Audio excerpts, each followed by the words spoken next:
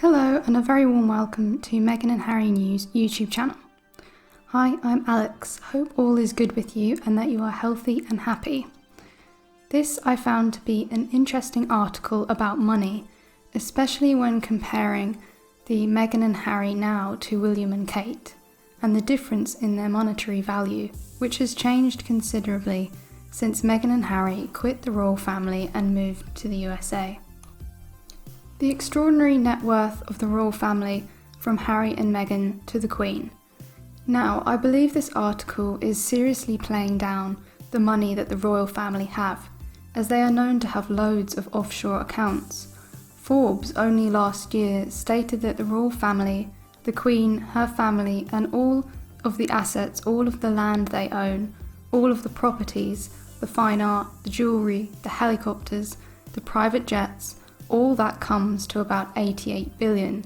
So I feel this is downplaying their worth, especially in regards to the Queen and William and Kate. But let's see what they say. It starts off with Meghan and Harry, who they state are worth 86 million. What's interesting about this is that most of this has come to them since they quit being working royals, it states here. Since stepping back as senior members of the royal family, Prince Harry and Meghan Markle are financially independent of the crown. It has been reported that Harry used the money he inherited from his mother Diana to relocate to California, America. The couple have projects that will also add to their current net worth, with deals with Spotify worth almost 13 million and a 5-year deal with Netflix worth 86 million. So, becoming independent from the crown and becoming financially independent has worked out really well for Meghan and Harry. It just shows that breaking free was a wise move, not just financially, but also, I would imagine, for their mental health, escaping from England and all of the toxic media. Next up, we have Kate Middleton, where it states she is worth 6 to 8.6 million. This is, I find, hard to believe. This is a tiny amount compared to Meghan and Harry. It states the Middleton family have a collective worth of an estimated 43 million. Most of this wealth comes from an online party supply business called Party Pieces. Prince Charles also covers Kate's official staff and wardrobe expenses, and some of her travel costs are often covered by the countries she visits. This means Kate can keep most of her own money in her bank account. Next up is William, who is worth 34 million. Again, I believe it's far higher than that. Second in line to the throne, Prince William gets an annual income from the Duchy of Cornwall to cover their private expenses. Like Harry, Prince William received 8 million from his mother's estate, and he also received an annual salary for when he was a helicopter pilot in the Royal Air Force. Still, it's interesting that William and Kate's total worth combined is now half of what Meghan and Harry are worth. Meghan and Harry have done really well for themselves in a very short space of time.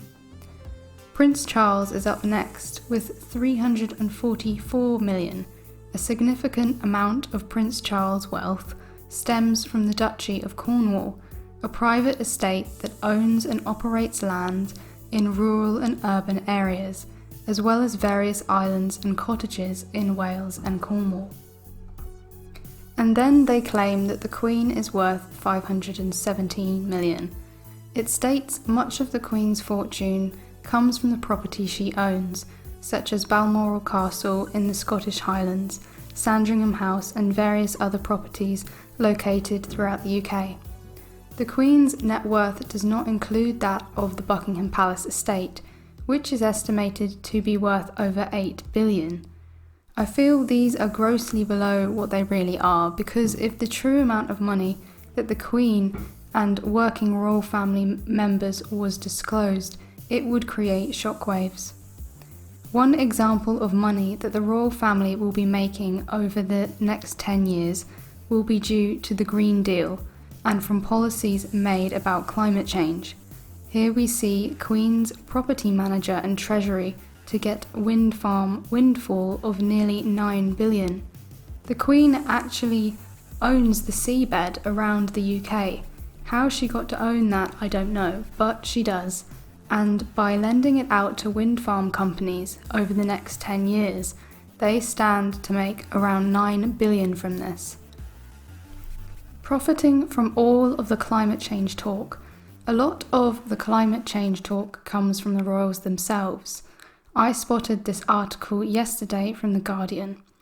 Are green royals saving the planet one helicopter ride at a time? Which is about how the Queen, Prince William and Charles have been talking about the COP26 event in Glasgow and how they want to see action, yet seem to be oblivious that the way they live their lives is very hypocritical. It says here, the trouble is, even when politicians do manage to get climate action on the statute book, there will always be some people who think these sort of rules don't apply to them. Or to put it another way, is this the same Queen whose lawyers very recently lobbied the Scottish Government in secret to change a draft law to exempt her private estates from a major carbon cutting initiative? Yes, it is the same Queen. As a result of this, the Sovereign is the only landowner in the whole of Scotland who doesn't have to facilitate renewable energy pipelines on her various estates in the country, which feels, hand on heart, really irritating. This one point alone shows the staggering hypocritical level of the Queen and the firm. On one hand, they are complaining about leaders not doing enough for climate change, as the Queen did this week.